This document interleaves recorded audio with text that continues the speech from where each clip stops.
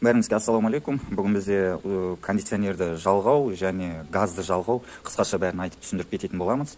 Так, егер сізде Lada Granta көлігі болатын болса, сізде кондиционер орнату үшін сіз компьютер және кассапровод ауыстыруыңызға тура келеді. Себебі. Міне, мына компьютер бізде кондиционері бар Grantанікі. 111, 86, 141, 10, 20, 90. Дәл осы компьютер міне кондиционерный системамен бірге. Ал енді кондиционері жоқ компьютер қандай болады? Ал мына компьютер міне кондиционері жоқ компьютер. Так, біздер Lada Granta автокөлігіне кондиционер орнату үшін салонный кассаны ауыстырып жатырмыз, и сосын моторный отсектің кассасын ауыстырып жатырмыз, және газ жалғап жатырмыз бұл жерде. Бәрін қазір подробности түсіретін боламыз қазір. Так, бізде енді кондиционері бар және кондиционері жоқ болып екіге бөлінді. Енді бізде блок передохранитель мына жақта тұрған. Так, мына тұрған бізде блок передохранитель, мынау кондиционері бар блок передохранительде дополнительный релеге тағы да орындар бар. Ал кондиционері жоқта бұл жерде релелер жоқ, бұл жерде отсутствует дейді ғой орысша. Дәл солай. Так, видеороликті соңына дейін көріңіздер. Так, компьютерді біздер газдың компьютерін жалғағанда бізде міне мынандай осындай проводтар кездеседі. 7 штук. 7 штуктың 6-ы ішке кетеді, біреуі мына именно қызыл қара полоскасы бар проводты біз замок зажигания плюсіне жалғасақ та болады, әлде болмаса катушкаға келіп тұрған плюсовой проводқа жалғасақ та болады. Қалғанның бәрі салонға барады. Салонға барғанда так, мына қара провод бұл до конца масса болып кетеді, ал мына қызыл провод іштегі бізде анау газ біткен кезде бибип дейтін сигнализаторға барып жалғанады. Ал енді осы мына массамен қосқанда қалған 5 провод бізде іштегі кнопкаға газдың жалғануына баратын проводтар осылар. Осы жерінде қателеспеген дұрыс.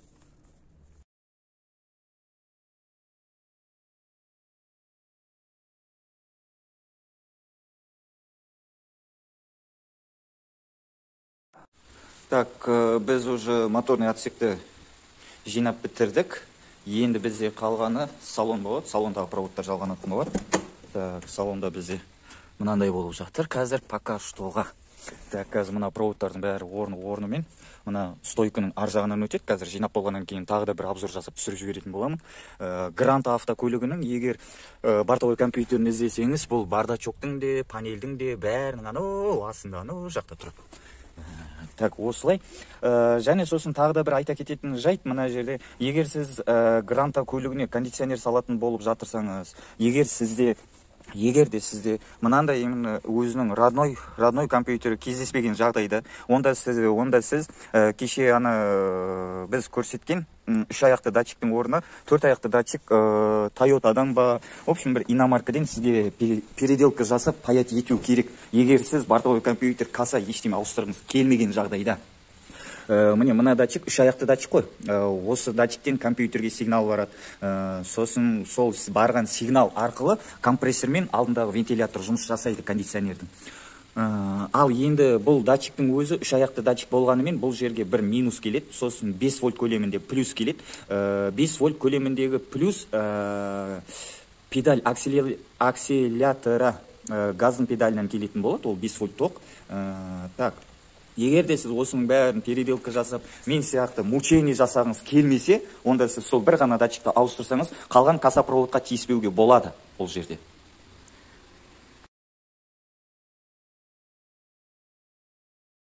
Так, біз өз жұмысымызды аяқтадық. Қазір біз тексеру үстіндеміз.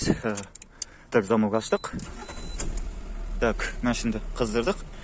Печканы қосамыз. Так, міне 2-ге қойдық. Енді міне кондиционерді қосамыз. Әне, так, қосылды. Міне бәрі өрт тұр, бәрі жұмыс жасап тұр. Так, міне бізде енді егерде сіз автомат коробка Grantаның кассапроводын дәл осы мен сияқты бір кондиционер үшін осы кассапроводтың бәрін ауыстырсаңыз, сізде бір минус пайда болуы мүмкін.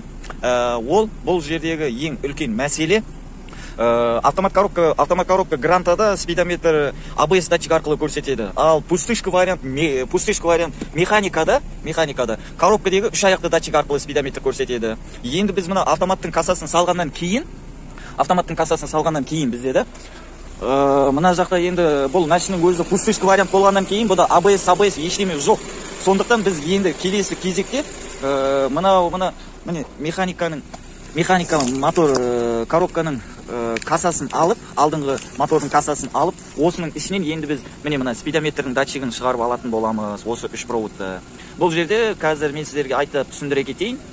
Қоңыр провод бізде минусқа жалғанады, розовый провод бізде плюсқа жалғанады, ал мына ортадағы серебристый провод бұл уже импульсной провод. Импульсной провод именно осы ортадағы сұр провод келеді де, бізде мына спидометрдің артында,